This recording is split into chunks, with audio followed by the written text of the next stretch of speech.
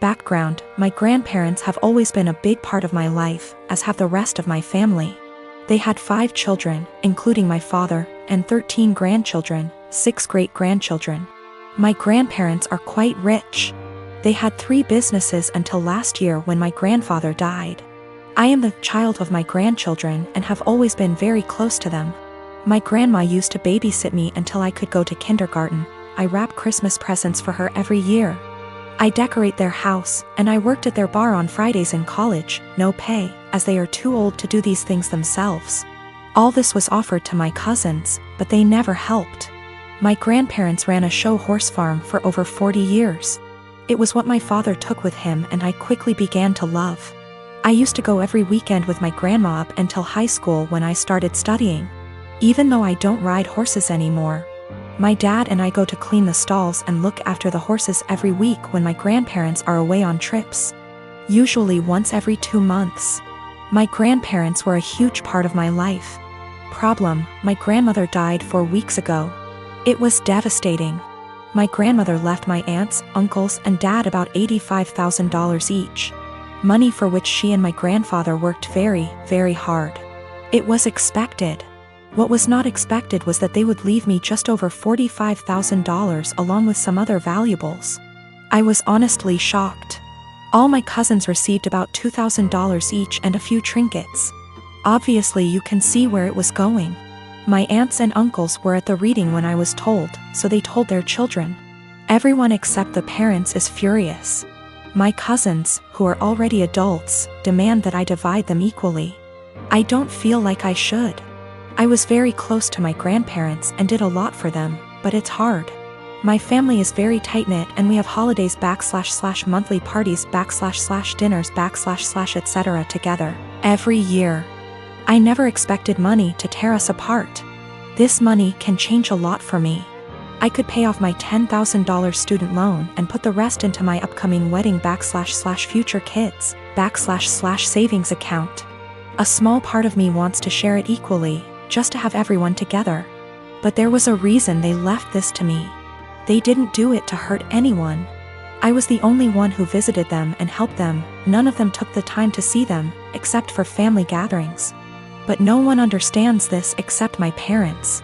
It seems to me that I alone destroy the family. My aunts and uncles won't talk to my father until I split the money, and my cousins won't talk to me.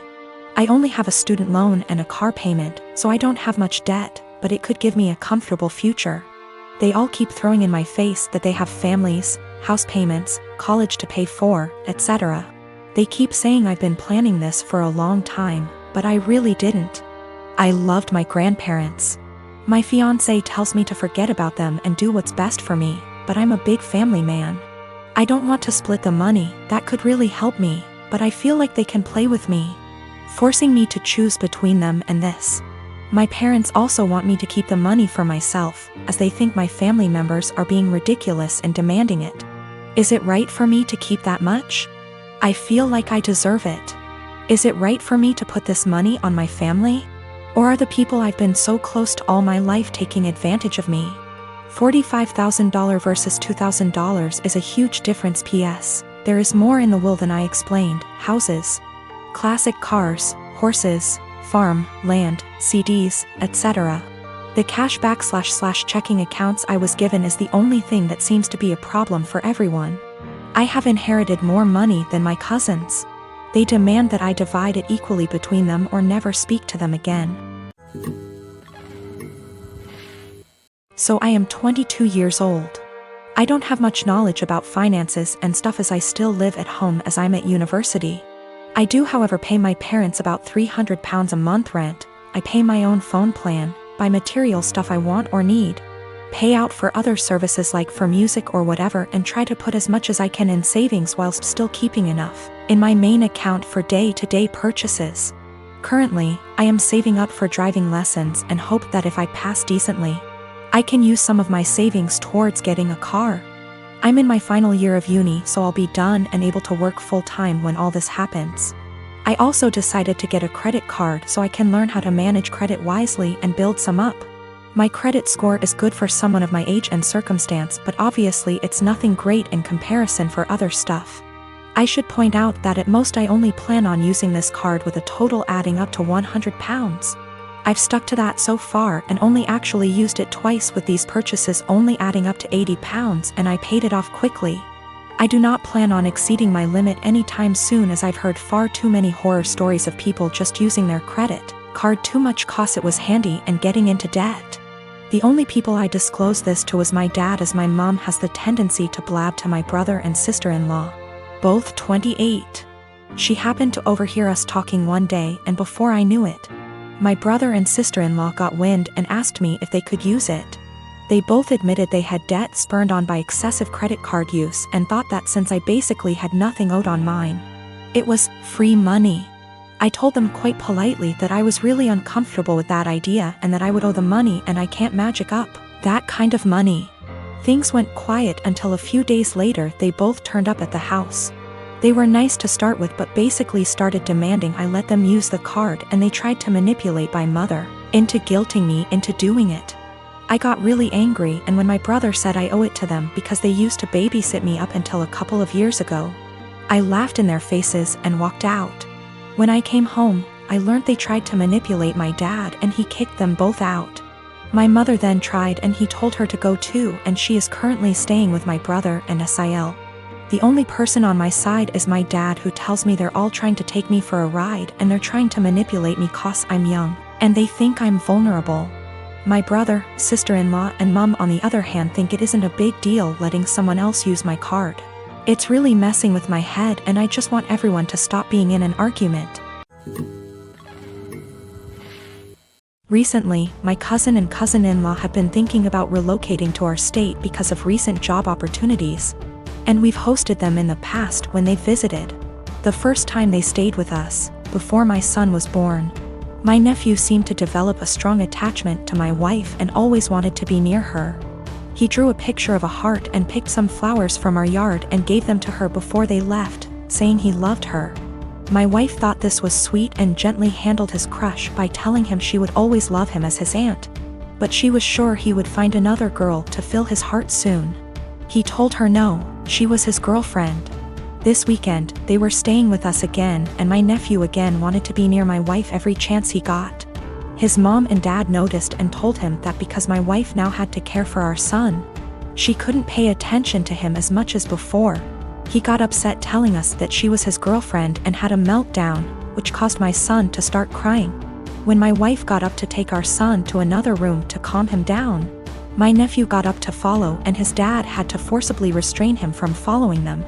I stood up to block the hallway into the separate room just in case he got away from his dad. Once they calmed him down, they apologized for his behavior and said they would keep better tabs on him. Here's the part where I may be the asshole.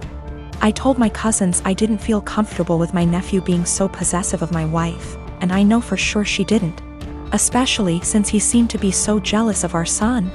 I told them I couldn't allow their son in our home until he learned to control himself and understand that my wife was not his girlfriend. I apologized but asked them to get a hotel room for the rest of their stay and not to visit us again unless they left my nephew behind with people they could trust and knew would care for him, while they searched for jobs in our state. They didn't say anything but looked saddened and went to the guest room with their son to pack up their bags. I guess they must have told my extended family what happened, because my paternal grandmother called me this afternoon, telling me that I should have been more understanding and that I was wrong to ask them to leave. Am I the asshole? Technically, my cousin is my second cousin. My dad is an only child, so the cousin I refer to in my post is the son of my own dad's first cousin. My paternal grandmother and his paternal grandfather were siblings.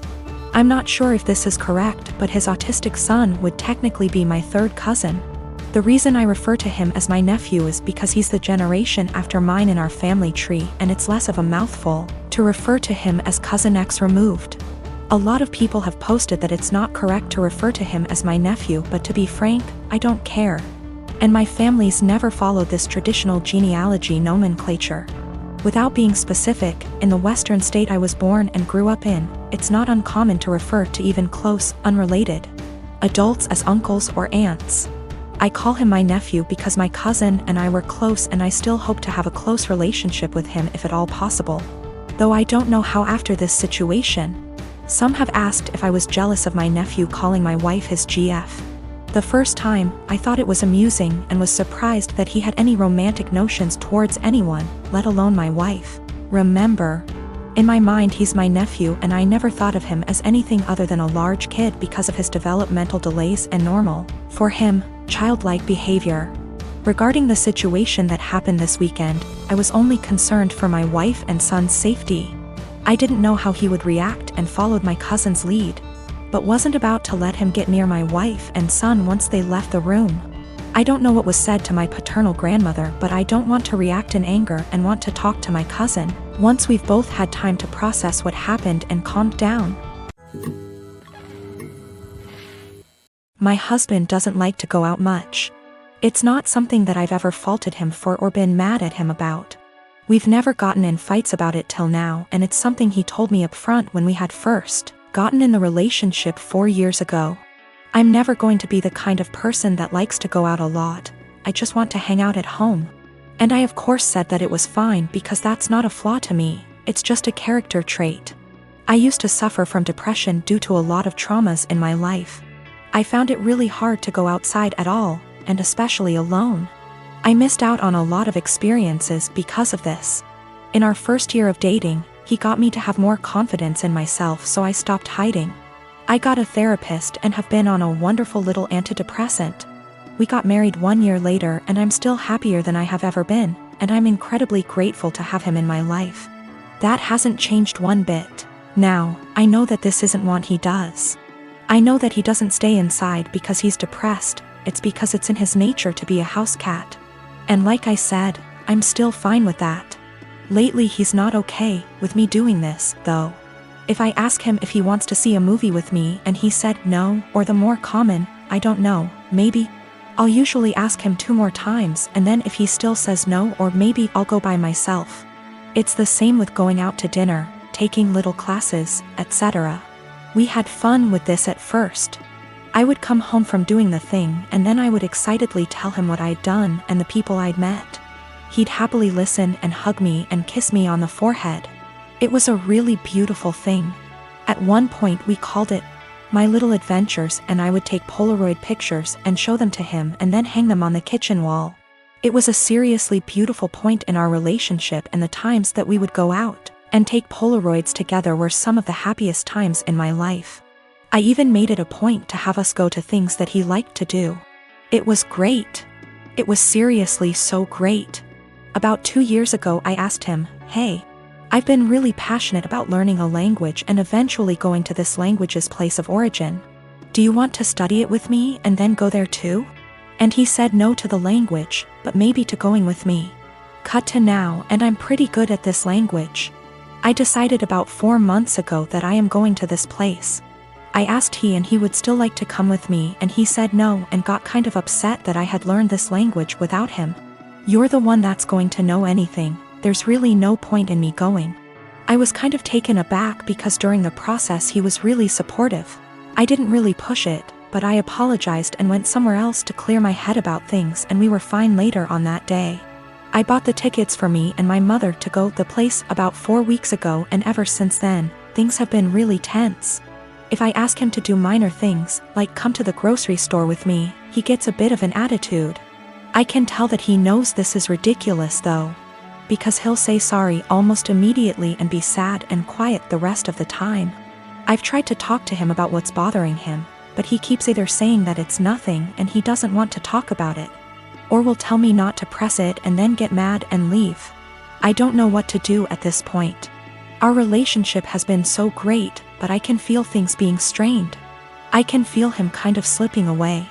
I don't know what to do.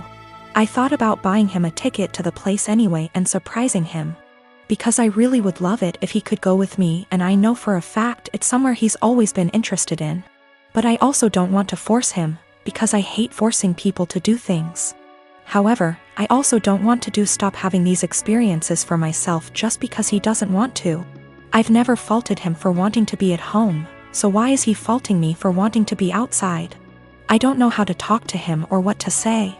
If I have to stop doing things, then I guess I will. But I also feel bad for having to stop, but it's not worth getting a divorce over or having things escalate that bad. I just don't know what to do or where to go from here. We had a bit of a long talk. I'm kind of a mix of exhausted, drained, and excited now. He said he feels like he's drowning in my success. I said I would learn a language and I did it. I said I would lose 180 pounds and I did it earlier in our relationship and got the skin surgery. I have a pretty stress-free job and it's getting to him. He's been trying really hard to just be happy, but it's hard. He understands that it's wrong to feel this way, and between feeling guilty about it and feeling this way at all, it's just been taking its toll. He also has a skin condition that makes him feel cautious of going outside, especially in another country. I never thought this would be the problem, because he's always acted as though it's not a bother to him at all and he doesn't care. He's going to keep trying though, and to seek therapy independent of me because he thinks that he also may really be suffering from depression. Now, I have to say that we do have communication problems. Our friendship, 2 years before dating, started off long distance in Antwerp, so we're still kind of better with text talking than out loud speaking. Sometimes we have a hard time saying when things are bothering us out loud.